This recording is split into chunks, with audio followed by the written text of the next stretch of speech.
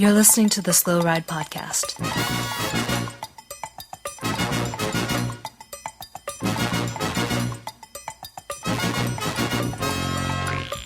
Bikes, advice, and rumors straight from the source. TheSlowRidePodcast.com and on Twitter at TheSlowRidePod.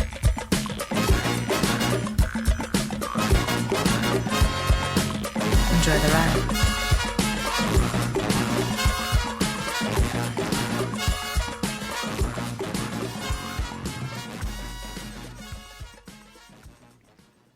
Hello and welcome to the 75th episode of the Slow Ride Podcast, where we bring you bikes, advice, and rumors straight from the source, which you can see live next Friday night at the Coalition Theater in Richmond, Virginia. I'm Tim Hayes in Philadelphia, Pennsylvania, where I showed up at the wall today in Mayock because I thought that's where the World Championships were, but I was wrong. You're very wrong. I'm Matt. I'm in Minneapolis. I built a wall today. Really? Kind of. I redid some stucco. So, I built half a wall, the outside portion of the wall. I can tell you're a cyclist. But the way you embellished this story. No, if I would have actually downplayed it if I was doing it cycling style, I would have been I built a little bit, just a teeny bit. I haven't had really any time to work on it or do anything, and I didn't get enough sleep last night, and I probably won't be able to finish the wall. And then you'd look at it and you'd be like, that's a whole wall, and you brought your $4,000 carbon wall tool. And they'd be like, oh, it's not a big deal. I mean, it's I'm really not that into it, so I probably won't get a really good wall today. Yeah. Yeah. Oh, that's good stuff. Sandbagging the wall being built. And then you'd see me crying when part of the wall didn't work later. Mm-hmm. Well, I am Spencer. I am in Boston, Massachusetts. I didn't build any walls, but I've been commuting on my race bike for the last week because my commuter bike has a flat tire. Oh man, how could you fix that? Well, see, the thing is when you have a room full of bikes, it's easier to just ride a different bike until they're all broken, and then you start fixing them all. See, I've only got one working bike right now. It's my race bike and commuter bike, and it's my bike. Well, I'm happy you both have ridden bikes because I got to look at bikes and at Interbike to put it all to rest. I was across from the BMC booth, and I saw TJ Van Garderen. Did you? Almost the entire time. In a picture that was staring at me. He was signing autographs? No, he wasn't there. I thought you were going to get some arm intel, some muscle build, information for us. So I know it's broken. Guys, I'm really bummed that TJ is not going to be there. I'm excited that Taylor Finney was on form and BMC won the team time trial at the Richmond World Championships. Mm-hmm. But man, I think the biggest story of the day is Tinkoff Saxo getting last place, even behind all the domestic U.S. teams due to a big crash. Yeah, they had a big crash. There was a lot of crashes out on that course. There were a lot of crashes. Makes me confused. I thought time trials, nothing happened, but it turns out there's a lot of crashing. It's a pretty crazy course. I don't think, they repaved the roads in Richmond, but it's not. Doesn't sound like they did. Everyone was complaining. No. So what the problem is? They repaved the roads, but they didn't raise the level of the potholes, the manhole covers. So they're going over a manhole cover, and it's still 2 inches down. So rather than doing where they scrape off a layer of the road and then put down new stuff, they just put a layer of road over the old road. So now the road is too tall, and the manhole covers are like pits. Yeah, is what you're saying. That's what it sounds like. That sounds like a really dumb idea. Wait, so when it rains, there'll just be a puddle. Well, that's cool. I can't wait to get there, beautiful Richmond, Virginia. Well, I've been hearing only bad things on cycling websites. Yeah, we'll the be last able to week. check this I'm sure out it's a good thing. live in person on Friday when we're there. We'll scope out the course and Yeah. we'll bring everybody all the information they need Friday night. Well, I think the important thing, little guy, you touched on it, is the stolen time trial bike. Was it Evelyn Stevens' stolen $11,000 time trial bike, which was miraculously recovered by the Richmond Police Department. Was and it? Cool. Yeah, it was recovered before the time trial, and I kind of wish I was a fly on the wall of the Richmond Police Department HQ. Like, sir, we have a stolen bike for the Richmond Bike World Championships, but I'm solving a murder. I don't care. You need to get that bike. Like, the pressure that was on the police department to recover a bike, and I wonder how much the police department was like, seriously, I've got to work on this. Like, police officers getting pulled off the case. But yeah, they got it back. Yeah, it's bad for the press. Yeah, it's amazing how quickly they can get things done when the microscope is on them, though, right?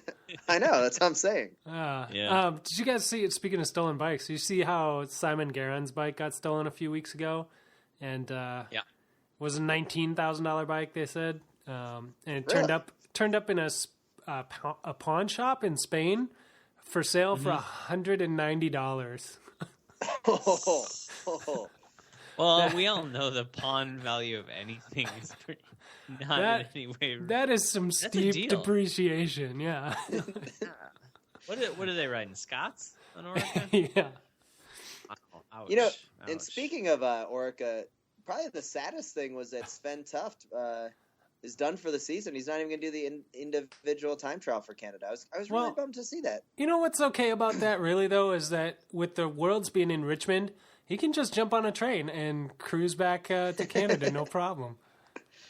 But like preferably a coal train. Like, what kind of train car would be best for Sven Tuft to hobo Hoppers. Hoppers? They call them hoppers for a reason. They're actually miserable. Those hoppers things. I'd jump and get an IM if I. But anyway. Yeah. So little guy, would you rather do the individual time trial in Richmond or jump on a hopper to go back to Canada? God, I'd do the time trial. Richmond to Canada in one of those little death boxes. No, thank you. What about a boxcar? What if you had a decent boxcar with the door open? With the door open. Now, see, the problem is you got to make sure that door's going to stay open, and you certainly can't try to catch it if it's going to close. 'Cause that's how people, get messed up. So boxcars freak me out too. I just like sitting under the semis. That's my jam. So when you're jumping on a train, when you're hoboing a train, and you see a boxcar, you don't go in the boxcar? No, unless like the Can you door. shimmy the door? Can you put like a piece of duct tape over the handle and then it doesn't shut? It's a really I don't know. I've never tried to get in a boxcar because they always freak me out. Or freaked me out. It's been a long time. But if that door shuts, you're dead. Yeah. Because what are they going to do? They're going to take that boxcar and they're going to be like, bring it to Mexico. They're just park it in a field they're gonna somewhere. Push it. Yeah, they're going to put it on the side of the tracks. They're not going to need it for like 3 months. It's going to sit there until there's like a load of avocados and they open it up and they're like, oh, there's a dead guy in there. Throw him off. Put the avocados in here. You don't need that. It's not worth it. Just do anything else. Anything. Don't get in a boxcar. All right. Obviously, it's more romantic. You're going to get in the boxcar. It's a boxcar full of hay and pillows or something. Yeah. You're like, you think you're going to have this wonderful, wonderful sleep, but it's not. It's not true. But the hopper's got the nice little opening on the end of the car where you can it's like a little studio apartment that you had when you were just out of your parents' house. It's got just enough room for your stuff and to sleep, but you don't really want to spend a lot of time in there. You have no idea. You have no idea how much I really hope that Sven Tuft right now has his TT bike underneath He's on the train. like on a boxcar. No, he's not in a boxcar. He's under the semi. Yeah. And he's under the he's got no tears in his eye. He's just writing in his journal. He's got like a long piece of grass in his mouth, and he's just sitting there, and he's just like, it's been a good season. Can't wait to do it again. It's got a long, sapling stick over his shoulder that's holding his Scott Orica branded duffel bag on the end of it. No, Musette. He's got a Musette. Oh my god! And in his Musette, He travels pretty light, huh? Yeah. Yeah. Oh, Sven Tuft. So he might just ride home. He could just ride back to Canada. That's true. He could do that. It's a little bum, but tomorrow is the individual time trial. So of course, in the men's division, Tony Martin would probably be your favorite. Alex Dowsett was probably in your podium hunt as well. Anybody else that strike your guys' fancy? Maybe a Joaquim Rodriguez? No. I would say a certain competitor of his, though, Mr. Tommy D. the second, Mr. Dumoulin would be a strong pick. He's got some pretty good form. He's got some good form. Hopefully he's not too tired. But, yeah, I think there's a good chance he could take Tony Martin on in this if he's recovered enough. Obviously, Tony Martin's been kind of unstoppable in the time trial the last few years, but Dumoulin could do it. That'd be cool. It'd be a good consolation prize for. Games this month. Where does Taylor Phinney factor into this podium? Is he on the wide angle podium, or do you guys think he's going to do a little better than that? I really want him to get on the podium and riding in front of America, and he's been rested all season, or with an asterisk because he's been recovering from a horrible injury. I do think that there's a good shot, and I mean his, the destruction that BMC put on the entire pro field at on Sunday in the team time trial was pretty impressive. I think that Taylor Phinney is definitely, with Rohan Denny, is definitely the the main power behind that. So. I don't know. I think that there's a good chance. I would say at the minimum he's in the wide angle podium, and I think there's a good chance that he maybe gets a bronze medal. I think Tony Martin takes the win, and I think Alex Dowsett takes second. Yeah. I'm going to say I got no idea. I got no idea either. I mean, honestly, I don't follow time trial information that much, but I gotta think Dowsett's got to be kind of destroyed from that hour record attempt and everything else. Maybe he was peaking early for that, and it gives Phinney more of a chance. His morale is still so destroyed. His fragile personality is still really damaged and recovering from hasn't been able to get a night's sleep. Yeah. So you don't think Michael Rogers pulls one out? No, absolutely not. Gosh, 10 years passed on that so one. We should say one more thing about time trials, which is that the women juniors, USA got 1-2 on the podium. Yeah. Chloe Dygert got first, Emma White got second. And Chloe destroyed. She put a 1:06 into Emma White. Wow. But that's awesome. 1-2 on the podium. Obviously, we do not in any way ever follow the women's juniors, so we don't know anything. But they're obviously pretty fast. It's pretty great. Yeah. Well, you had the junior men today too, right? Like, didn't those? Didn't Greg Brandt got 5th overall? Let's see. It was U23 men today, wasn't it? No. Was it U23 men and not junior men? Oh boy. Yep. Well, I don't have the results it was U23. It was U23. You guys are pulling back the curtain a little far. I don't know. Well, our audience needs to know time trials, how man. detailed we are. If this was anything interesting, we would have this memorized. But it's time trials. I'm trying to. That's true. Doing my best to have, know some. All Yeah. right. Well, anyway, time trials. We do have a gold medal and a silver medal to the United States already. You add in Taylor Phinney getting a gold with the team, with Team BMC, off to a really good start for the United States. And of course, with the U23 road race, we still have a good chance with Logan Owen. And then in the women's side, you have Megan Garnier on the going for the overall. So there still is a lot of hope for the United States to come through. Yeah. And guys, on the team time trial, real quick, I forgot for a while until I was looking in the results, and I remembered that there is a team from Kazakhstan called Vino Forever. Yeah, they're real. like, oh man, I thought for a while they weren't real, because you know how sometimes there's like news stories from Kazakhstan, you're like, I don't know if that's real or not, or is this an Onion story? But man, they have vino on their jersey. It's pretty amazing. Yeah, it doesn't seem real, but it is real. I don't think it's real. I don't know. Yeah, until you see it in person, don't believe it. Yeah. Not down with the clown. You should be down with the clown. And then the women's team time trial, you had top 3 all European-based teams. You have Velocio, Schramm, Bulls, Dolmans, featuring Evelyn Stevens of the USA. Mm-hmm. And then you had the Live team, the Rabobank Live team as well. So, and yeah, the story there really is that the Velocio team is disbanding. That was the Lululemon team, right? Yeah, well, they keep losing their sponsors all the time, and it's just crazy. They're such a good team. Yeah. This is four years in a row, right? Pretty They've won much, yeah. The time trial. Yeah. I don't know. That's crazy. I guess that's cycling in general. People win and then they lose their jobs. It doesn't make any sense. Yeah, I shouldn't laugh. Somebody should come up with a better system. But... Yeah, somebody. So somebody. Speaking of systems, with the not to give away the whole plot of our show in Richmond, Virginia, where we will preview the road race, we'll learn about Richmond cycling, and we'll just get up to normal shenanigans, including Spencer's victory march of fantasy cycling in the Vuelta. Let's talk briefly about David Revelin? Yeah, let's do it. Okay. David Revelin won a bike race this last week, you guys. And then he just podiumed also at the GP Industry and Commerce di Prato. I don't care. Benatti. Daniel Benatti. Can you know that guy could win a bike race anymore? But that's right. Davide Tintin Revelin won a bike race this week. I know you've all been excited as I am.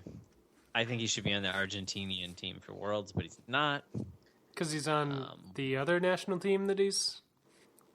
Nope. He's not on the Italian team either. Oh. He beat Nibbles. He beat Nibbles in a bike race, but oh no, they're going to ride for Nibbles. It's kind of crazy talking about this, that the way that the teams are selected, and we touched on this in the past podcast, there's like 9 spots that aren't even attending. So there's the 6 riders from Iran that are not coming, and then there's 3 riders from Morocco, is it? And then meanwhile, what's pointed out is, Sweden, which has some established racers, don't get anybody in it. And then you look at like Eritrea, who has absolutely only one guy who's in the race, rather than the 3 that, because they're racing in the Pro Tour level, they're not getting points on the Continental. It's totally messed up system. It's weird, but why? Do you guys know why Iran didn't come? Is it just because they hate us? Because we're the Great Satan? Or is it like for just like logistics or something? Have no money or something, yeah. Is it because they don't have any money? I have no idea. Because we're the Great Satan. Yeah, probably a little both. It's just because we're the Great Satan. I really hope that's why it is. I guess maybe I don't hope that, but it's funnier than just like they don't get any money, As we're getting close to the World Championships, and as much as I wish we knew about the Iranian racers, it really brings into the account of everybody thinks they have a chance to win. So, like, if you just go to Cycling News today, there's the Michael Matthews, like Bling Matthews is talking about how he has the form to win. Can you imagine a Bling Matthews title reign? Nibali is talking about how he has a chance to win. He's got some form. He's won a bike race. He's been on a podium. He's riding really well. I mean, obviously, he's podiumed twice in the last week, and he's won once. So I guess what bad. I guess what I'm getting at is there's a lot of people that think that they have the form to win. Yeah, but you gotta say that. You gotta say that. Nobody sandbags at the World Championships. I feel like they sandbag for other races, and you got to do the opposite for the Worlds because you want to at least make the team. So you have to talk a lot of game to get in those 9 spots. Like, especially we talked about this for like Italy, Belgium, France.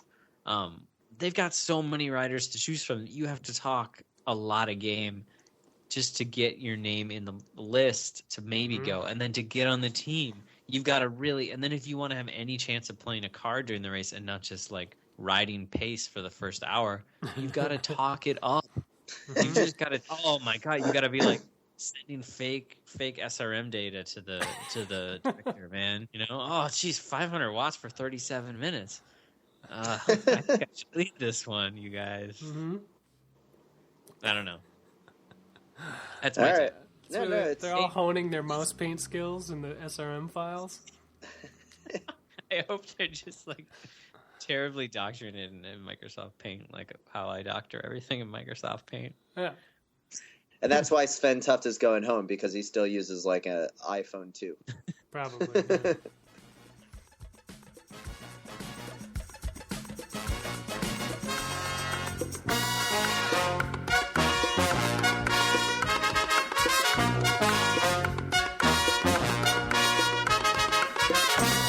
Hey, this is Zach McDonald, DJ the one and only Louisville Foam Party, and you're listening to the Slow Ride Podcast. Hey, did you guys look at the Tommy Dumoulin's power data thing? He released all his power numbers. I did look at that. Did you see that? So I did look at it, and I just don't get it. So I don't really care, because I don't understand how power works. Like, well, the more of it, the better, is basically, in a nutshell, how it works. So what's normalized mean?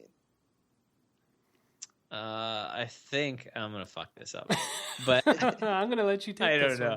one. Oh shit! No, Spencer, you want this one? No. I think I don't even know how This to is explain much this. better It's this more way. like what you could do for a certain amount of time. Sure. Like it's like an average. Let's think of it like that. I think that might be right. I don't know if that's true. Shit. We're screwing this up. Adam, if you're listening, I'm really sorry. No. See, Adam wants you not to know, because then you're gonna. It's true. You're gonna get a coach that can help you decipher the madness. No, So- I'm just gonna so he lead released the data. people down. What did other people tell us about this data? Because you and I cannot, or none of us on this podcast know how to read it. The little bit I looked at it, there's some big numbers on there. Like he averages some large numbers for he gets to 7 watts per kilo. Which is what they like. If Froome released 7 watts per kilo, people would be like calling for his head on the. They would light him on fire and be like, "We're done with you," you know. I haven't heard anything, not a thing. And maybe I just haven't been looking in the right terrible corners of the internet for all the hate and anger. But doesn't it seem like people aren't that upset? Like, well, okay, 7. So it used to be if you were above 6, you were like 6.5. Everybody claimed you were doping. You know? Yeah. And So he did 7 times. There's a few things that I think he's got in his corner. A, and biggest one, he didn't win. Well, B, he seems like a always the weirdest reasonably thing. nice guy. Like, yeah, and his name is pronounceable. So there we go. Boom. He speaks a little bit of English. Perfect. Yeah, those are 2 big factors. No, but so he puts out some really, really big numbers. Obviously, on shorter climbs and shorter efforts, he puts out huge numbers. Mm-hmm. And then on the long climbs, you could see on the long climbs, he definitely was like in the high 5s, low 6s for power. But that's still crazy amounts of power. Like, I mean, just a few years ago, anybody put out 6, and we called him a doper without any more evidence. You know. Well, as everybody said, you needed 6 to even be competitive in the Grand Tour. Yeah, which was when like Lance and Jan and those guys were winning. That was the thought. You had to have 6. Yeah. And then it became like, well, if they were making 6, can he make 6.5? Yeah. But like, I don't know. It's weird. I mean, it's cool that he released it, but I feel like someone with much more knowledge of this needs to like kind of explain it, because those are objective numbers. What's cool is that he released all of it, like start to finish, the whole tour, aside from the time trial. Everybody else releases these bits and pieces, and everybody kind of tries to nitpick it, and then it's like, well, this factor, that factor, we don't know. And he was just kind of like, fuck it, like here's everything, like, which makes him seem pretty believable. I don't know. But why would you release it? Like that's what I want to know. Like what's the point of releasing the data? scaring think everyone. Yeah, it And does getting a frighten me. big fat contract next year. Being like, holy shit, we need to hire this guy right now. Oh my god. It's, you look at those numbers and you think, man, if he had one or two guys to pace him on the last day, he would have won. He would have won the Volta. Absolutely. Oh, Hey, he Good. had Lawson Craddock, who's on the U.S. team, overtook Chris Horner for that last spot, which is pretty dope. Though you do look at Dumoulin's numbers, and they definitely went down as the race went on. yeah. I mean, you can see how he got tired. I mean, was he the last day he averaged like 5.2 watts kilogram? Yeah, that's when he cracked. And early in the tour on long mountain stages, he was like 6. So releasing the data, do you think that quiets the haters? You think people are like?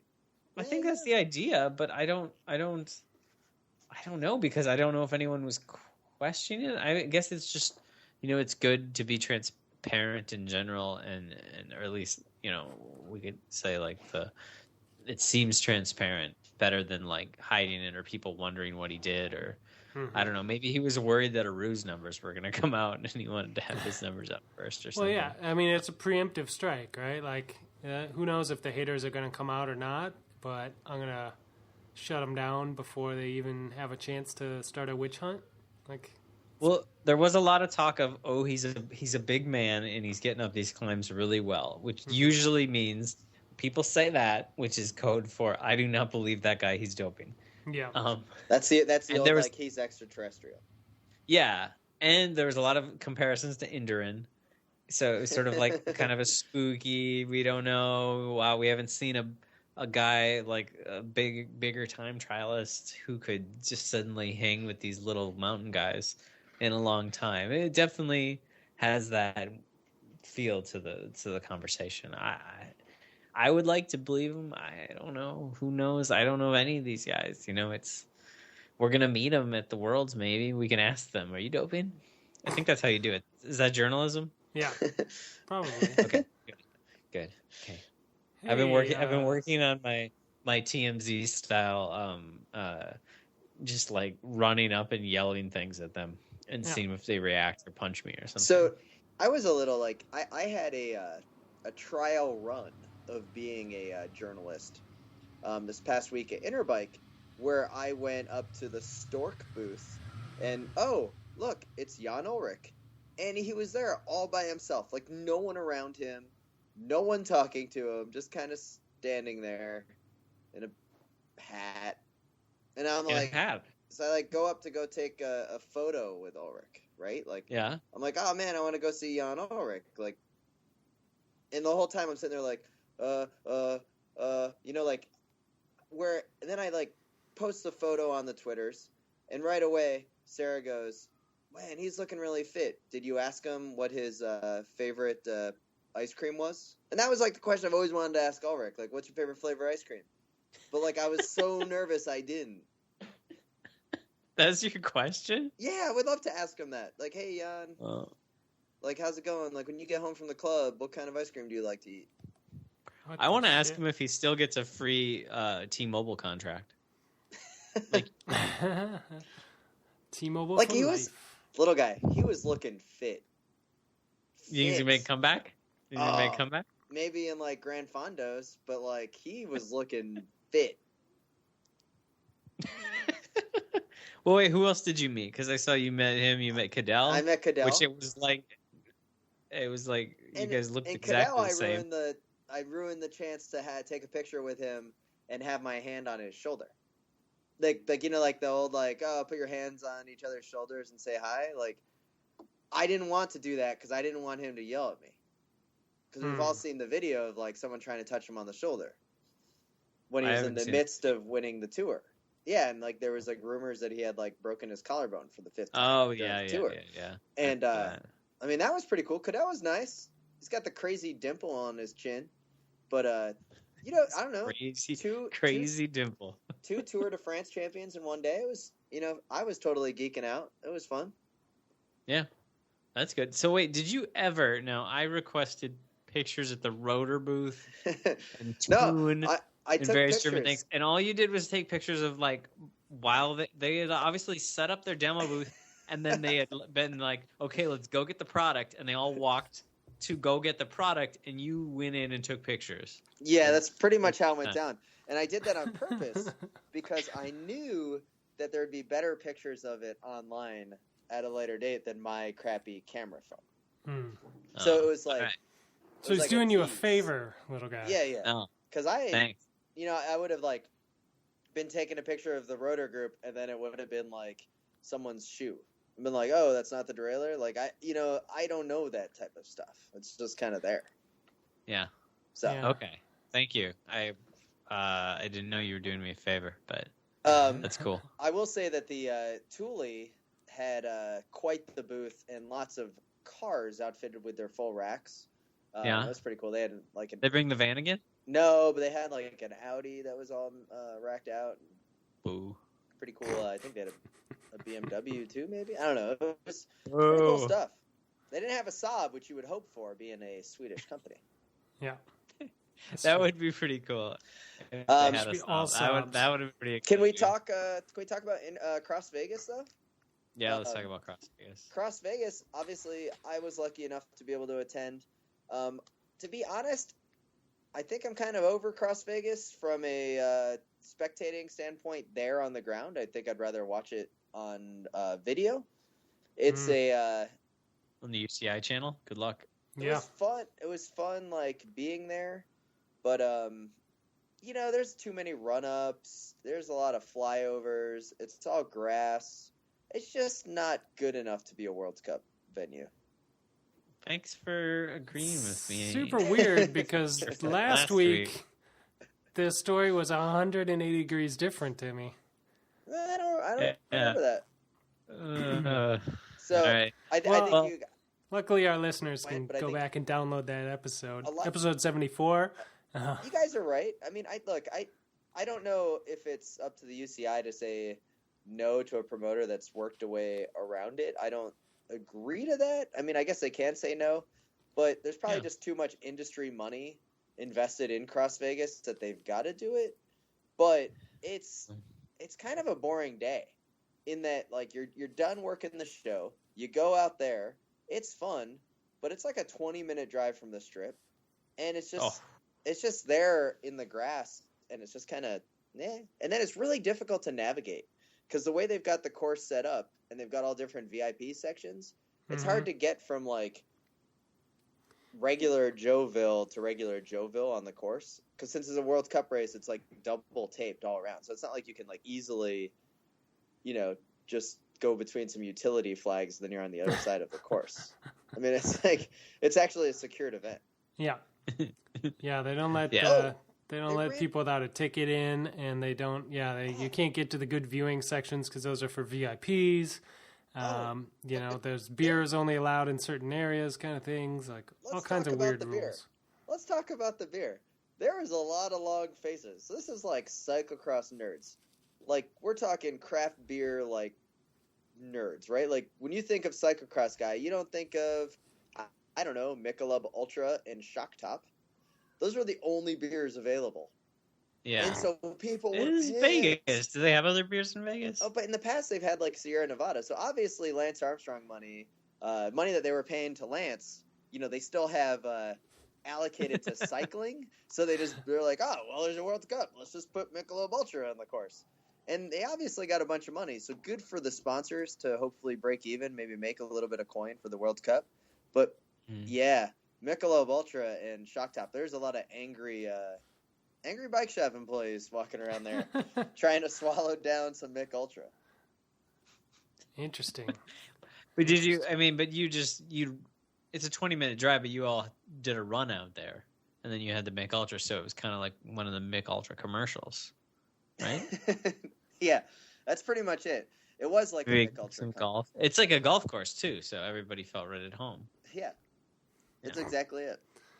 Nice. But it was a fun race to watch. It was really cool to see Jeremy Powers do all he could to get on the podium, trying to bridge across.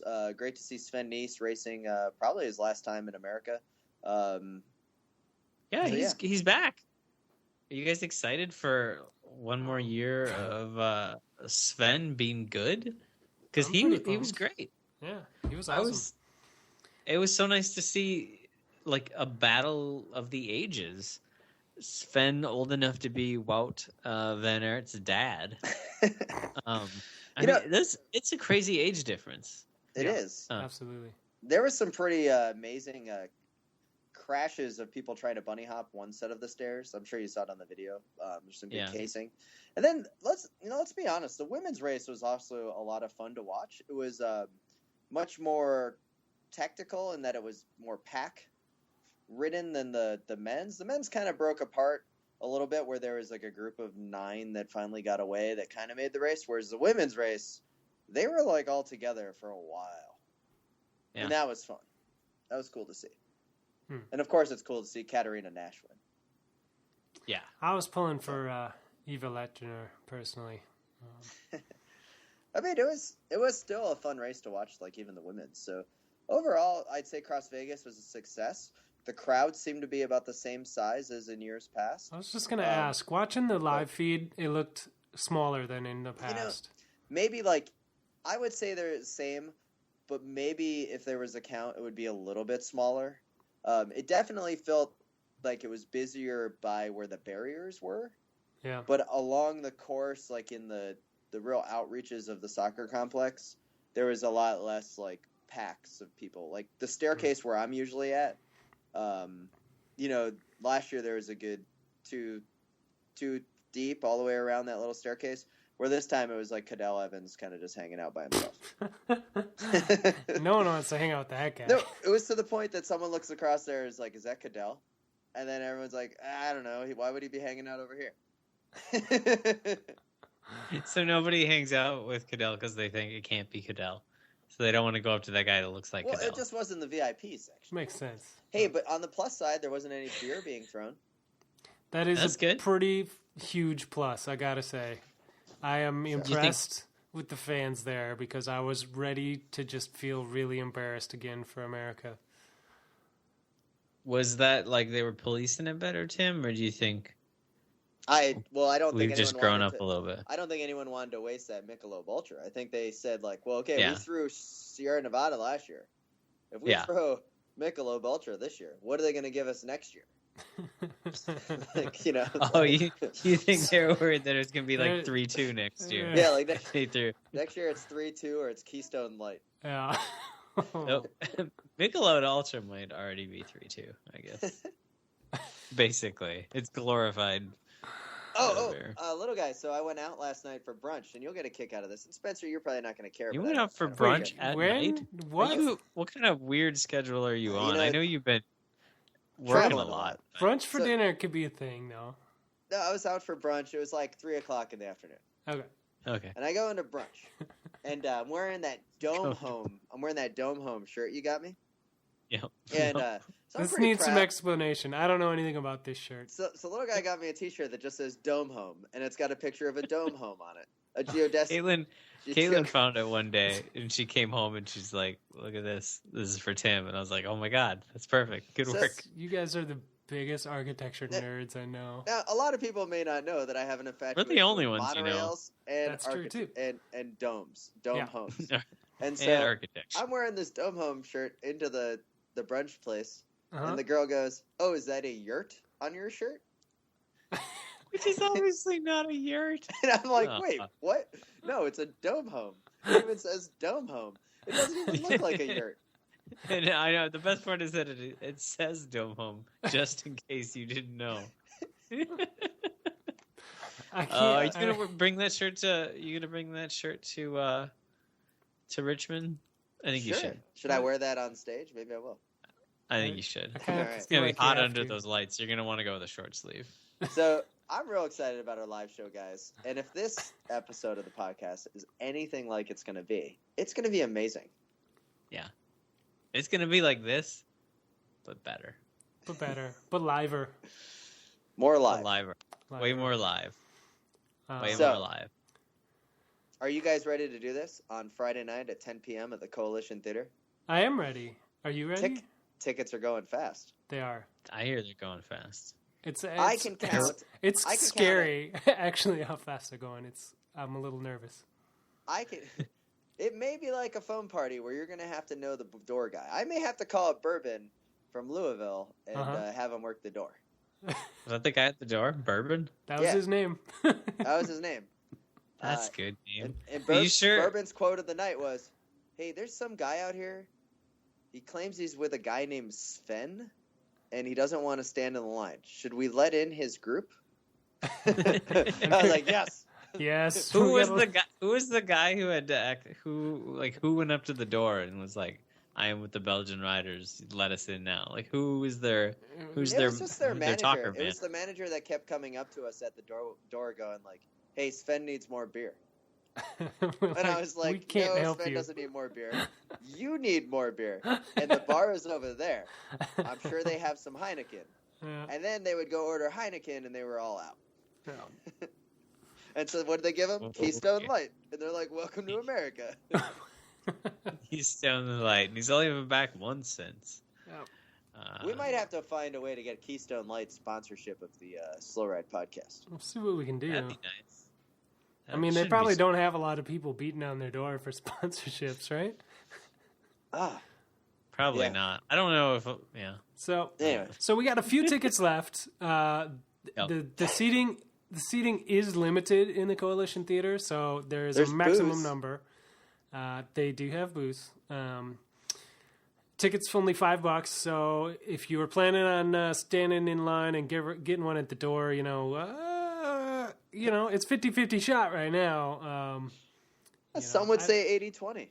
Some would say 25-72 with a margin of error. Yeah. None of these people know how to do their maths, though. So. Well, guys, I am really excited, and I can't wait to see you guys on Friday. And It's gonna be fun. Is there anything else you guys want to add before we wrap it up? I got to get my sleep before the big show.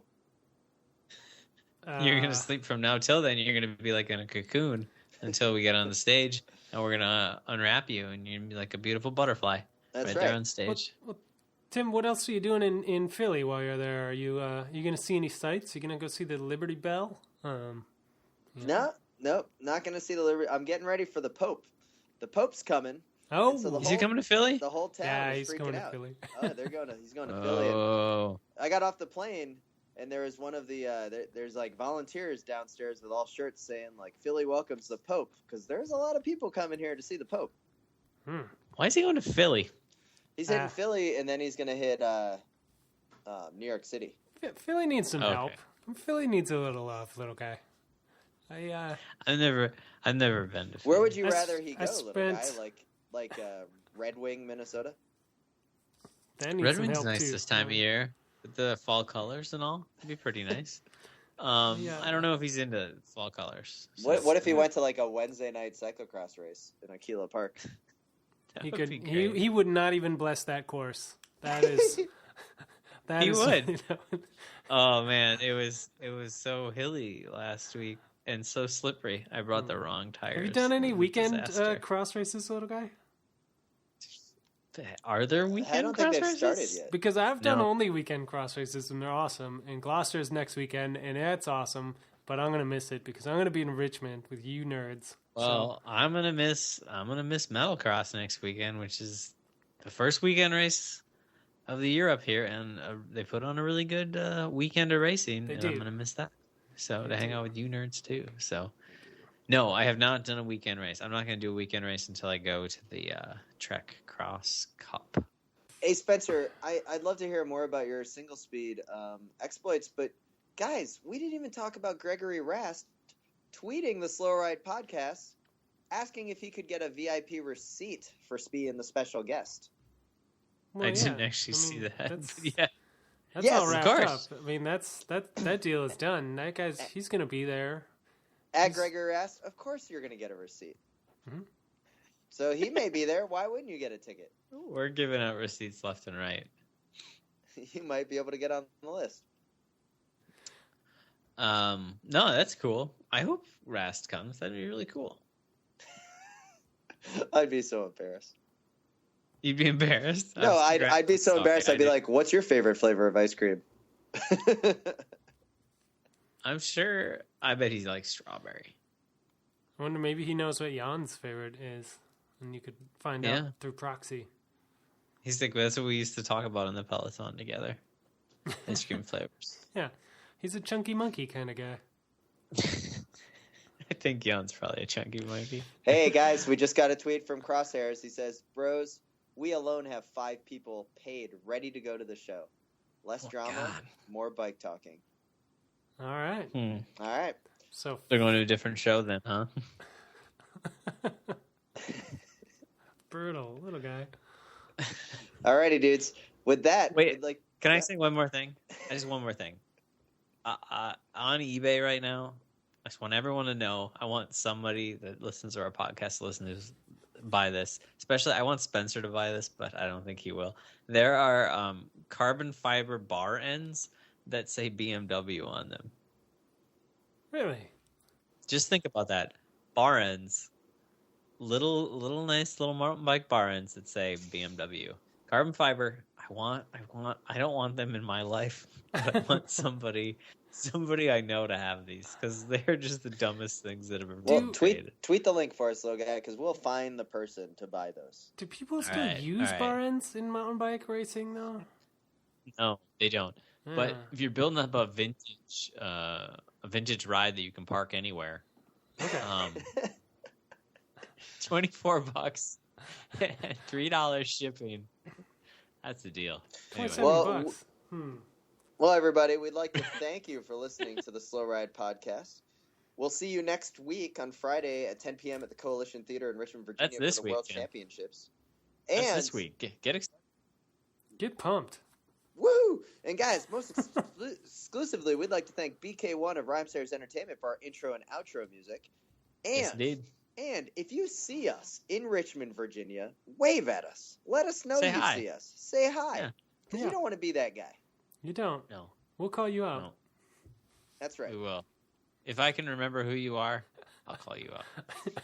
I'm bad with names. So. We'll see you later. All right. See you guys in Richmond.